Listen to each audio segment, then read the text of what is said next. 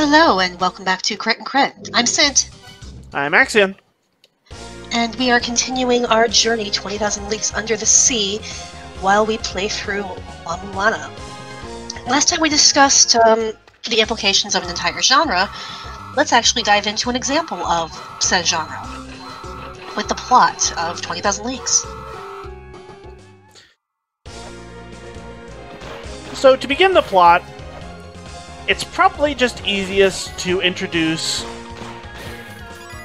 the primary characters involved. Because the cast of 20,000 Leagues is remarkably short. There are really only 4 characters of any real importance who are named. The first is our narrator, Monsieur Aronnax. He is a scientific scholar. I believe he's a biologist. Specifically, he is a marine biologist. Yes.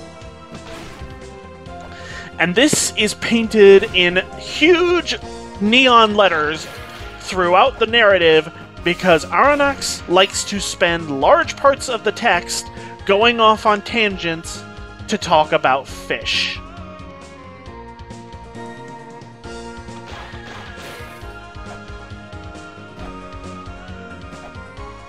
There are large segments, large swaths of the storyline that are completely derailed for pages on end because Aronnax is listing out all of the cool fish that they found in their most recent few days.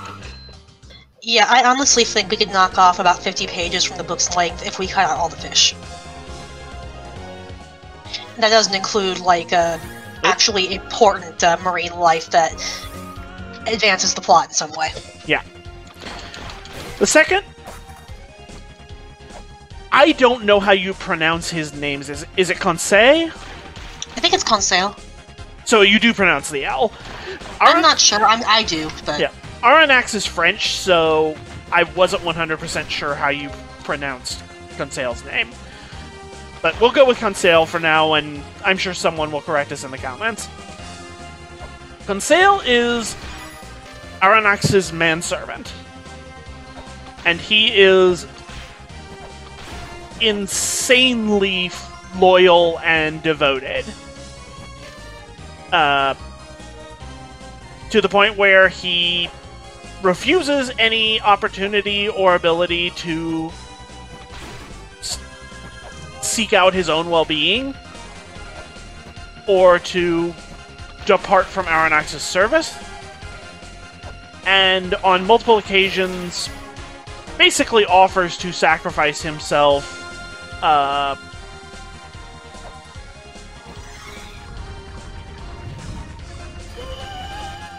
for Aronnax's sake in fairly silly ways. Yep. So, the first thing that we need to note is that as the time the book is beginning, there are rumors of this mysterious sea monster attacking ships. That it's been sighted in a few places, various, very varied places. So they're theorizing, well, no, nothing can swim that fast. I don't know what's going on, and how could it have left this perfectly geometric-shaped hole in the hull of this boat? Well, how could something have survived this deep under the surface? Clearly, we need to go hunt this thing because, well, it's endangering ships, and also we're very curious about the scientific implications of this creature. Monsieur Aronnax, would you like to come investigate this possibly new species of fish? Yes, I would! Well, not fish.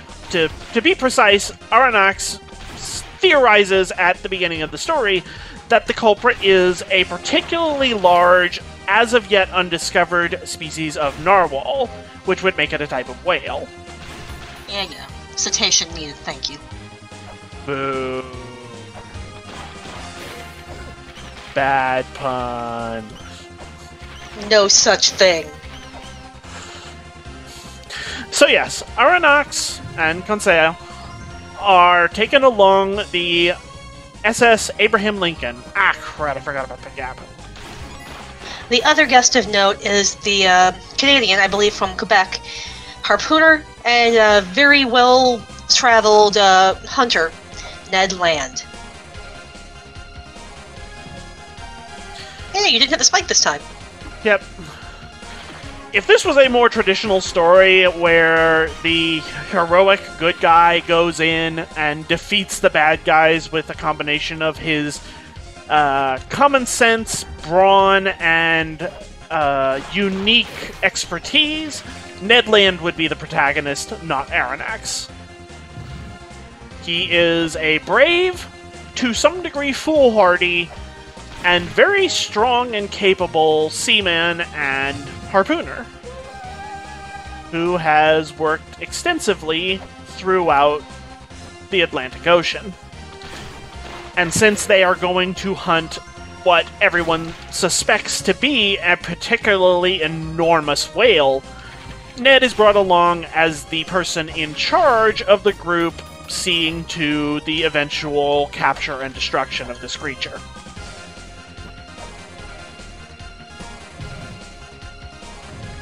Ah!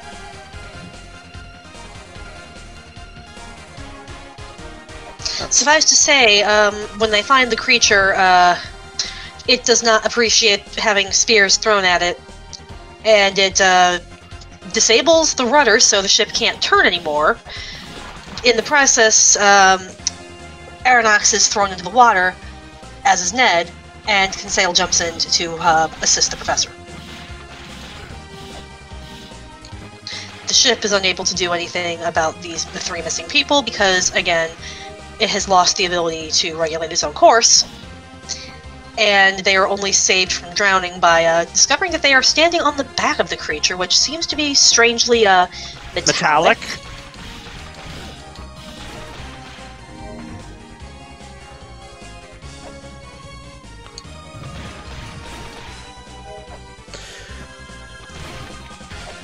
So yes, it turns out that their gigantic narwhal is, of course, not a fish or whale at all.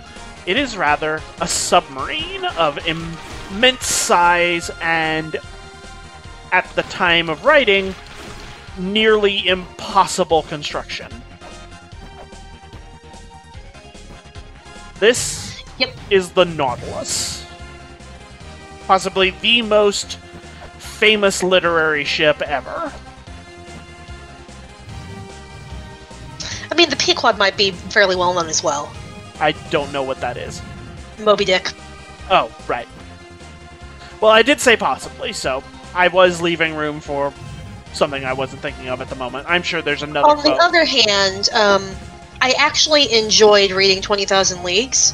I was about to say, on the other hand, this is probably the better book.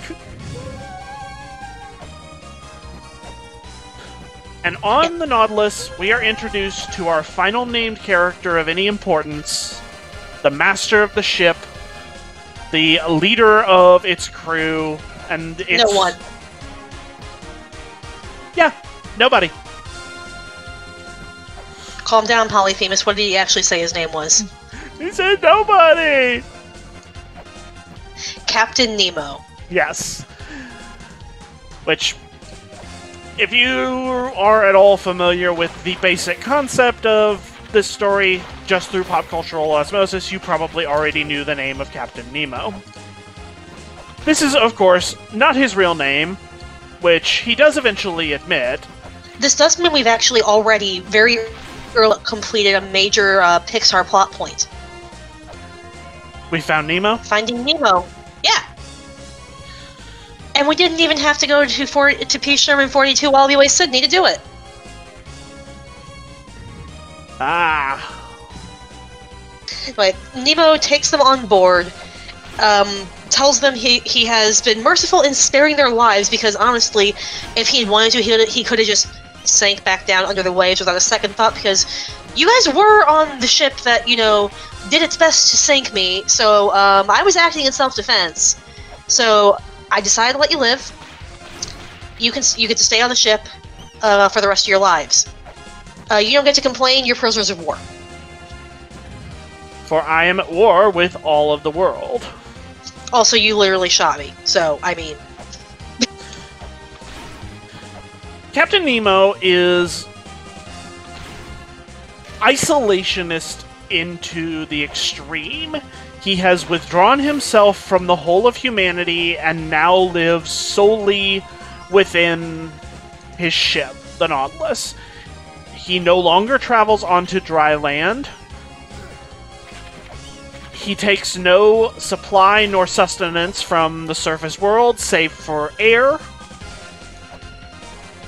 His ship functions almost completely off of the combination of systems that utilize the alternating pressure of moving up and down within the ocean, and extensive and fairly complex electrical systems.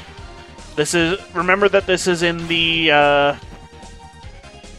early 1900s? Late 1800s? What was the year? I forget. I am checking.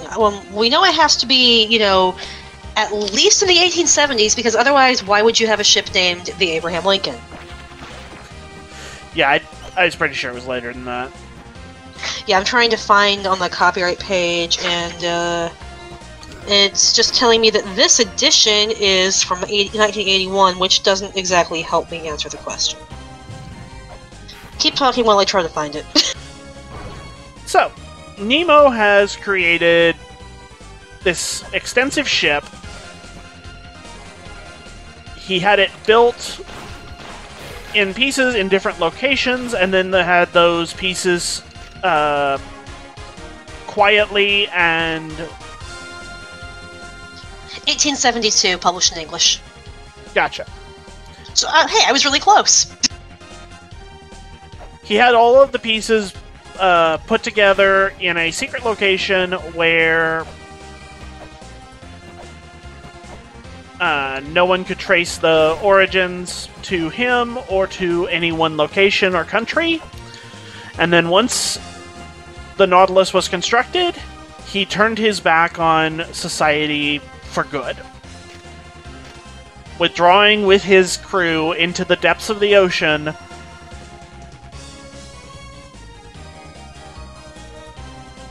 and having nothing any longer to do with the surface world.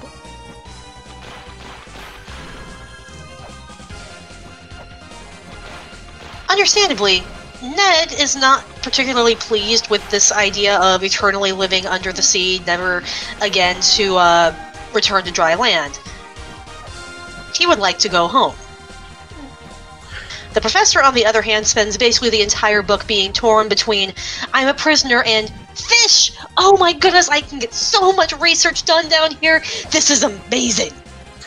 It doesn't help that there is some extremely clear favoritism from Captain Nemo. He only really associates with Aronnax.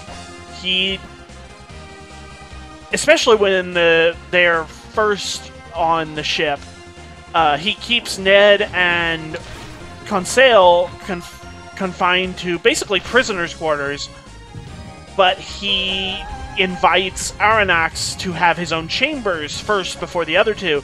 He invites him to dine together. He introduces him to the study where all of his research is kept and an extensive amount of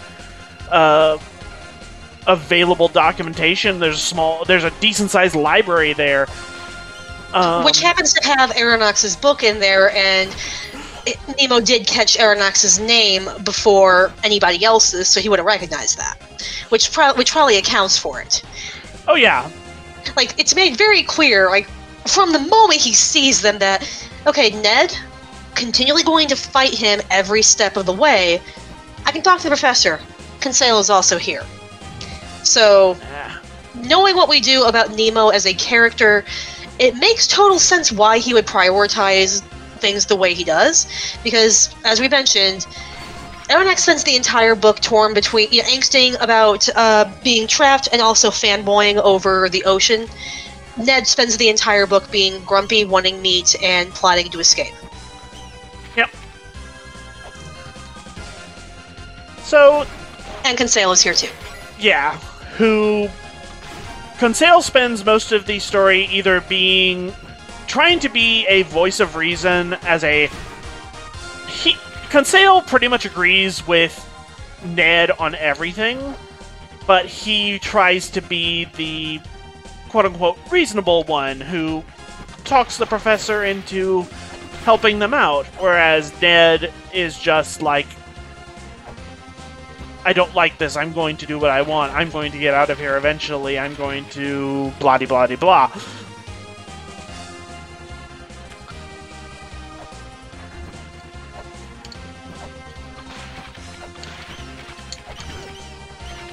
So, as we said earlier, a lot of the story is taken up by Aronnax just going off about whatever cool fish they found in their most recent journey. And a journey that is. The 20,000 leagues in the title is not how deep the Nautilus goes. If you actually take the measure of 20,000 leagues, it's deeper than exists. The ocean is not 20,000 leagues deep. It's just not possible. Oh, that was annoying.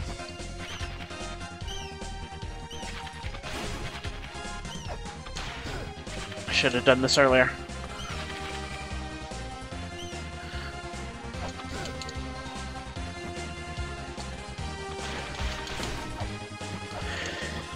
The 20,000 leagues is how far the ship travels over the course of the journey detailed in the book.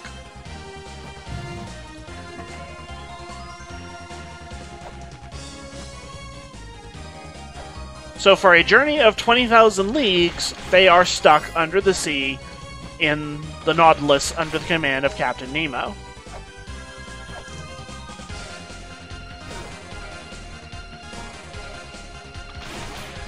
And Aronnax is cataloging this journey as well as the fate of himself and his companions.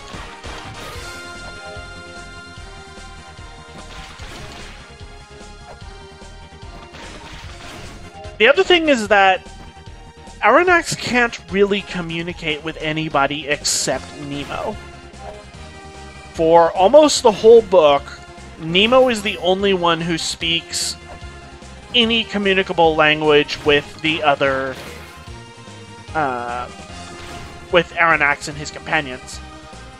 I presume they're speaking English, or maybe French, but I'm guessing English because when characters do speak French, Aronnax tends to point it out. But there's a lot of time he never specifies what language anyone is speaking. So I don't know if it's supposed to assume that it's French because Aronnax himself is French, and Ned is Canadian, and I believe you said he was Quebecois.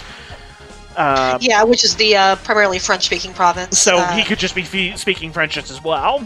So I believe that's going to be the case because remember when they're trying to get Nemo's crew to let them on, Aronnax addresses them in French and Latin, which is very rusty, and Ned's the one who addresses them in English. Right. So it's not necessarily guaranteed that Aronnax can speak English as well.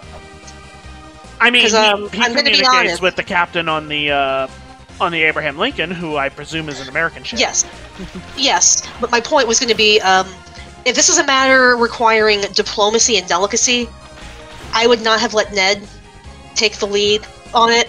That's completely fair. And we do know that Nemo himself speaks like a zillion languages. Nemo is an omniglot. But the reason this is relevant is because, save for one or two exceptions, the rest of the crew never speak a language that the three of them understand between them. Instead, speaking some kind of language that... I believe it's implied it's one that Nemo himself devised to make sure that there was no one on the surface. Is unique to the crew of the Nautilus. Yeah, either it's just something that is extremely esoteric that these gentlemen would not have a reason to know, Which there are still a decent number of languages that they would not have any opportunity to know. I doubt Aronnax speaks, say, Chinese. But I do think the solution of it's a language that Nemo either created or altered from some other original language to the point where it's irrecognizable is probably the most likely explanation. Yep.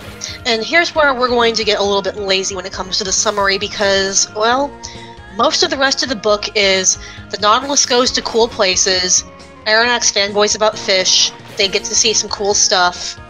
And Nemo invites them to do things. Yep. Sometimes inviting Conseil and Ned. Yep.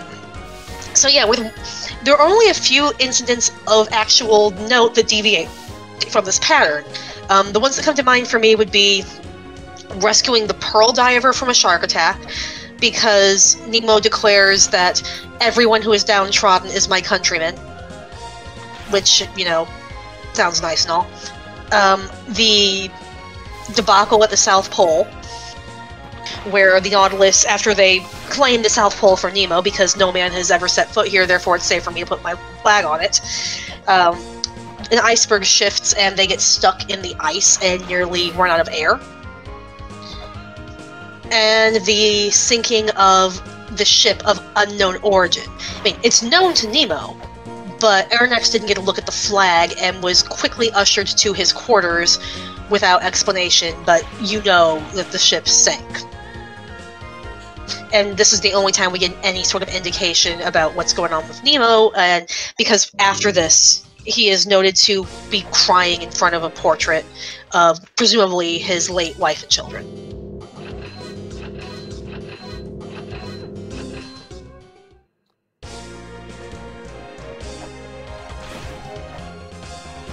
There is a sequel to this story that apparently gives more detail on the background of Nemo.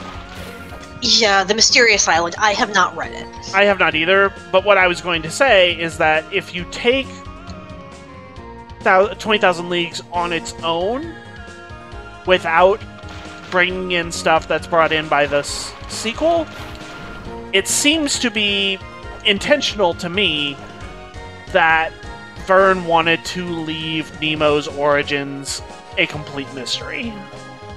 Or to only hint at them rather than ever actually revealing what they were supposed to be. And I don't know if he just changed his mind with Mysterious Island, or if he fell into a kind of situation similar to Doyle with bringing Holmes back from the dead out of public demand.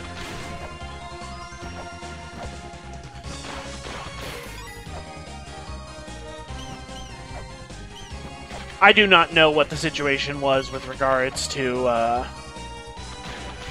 Neither do I, though a quick Google tells me that the chronology of the Mysterious Island is incompatible with that of the original 20,000 Leagues, whose plot begins in 1866, while the Mysterious Island begins during the American Civil War, yet is supposed to happen 16 years after 20,000 Leagues. So, you know. Yeah. Don't worry about it, it's nothing to do with this story, and we're not going to stress too much. Yeah. I just wanted to head off the inevitable comments of, but we know all of this from the sequel. Yep. So, things come to a head when, well, the trio finally finds an opportunity to escape as they are entering the Maelstrom up in the waters near Scandinavia. And we get... What do you do? Oh, you have to be on the Ankh. I was making sure I had the right button. Okay, gotcha. Yeah, oh, that's my train of thought. Oh yeah, they finally come up with an escape plan, but we get the ultimate cop-out of, we don't get to hear how they get out of the whirlpool, because Professor Aronnax hits his head and passes out. And when he wakes up, they're in, I believe, a Norwegian fishing hut. And Yeah. We are left to assume that someone will eventually find Captain Nemo's biography, because he wrote his autobiography down in a special, like, time capsule waterproof case, and he intended to unleash that into the oceans when the Nautilus would be destroyed one day. Or when he died. Yep, Whichever exactly. came first. So, which, oh, that didn't last long. Yep, Amphisbaena never does. And that's honestly a pretty good place to end this, since we've wrapped up the plot. Yep. They escape. Aronnax muses about Nemo and his fate and his reaction to their escape, and expects that he and his companions will be eventually return to their homes and go about the rest of their lives, but he'll never be able to forget his time on the Nautilus or the mysterious Captain Nemo. And that's where the story ends.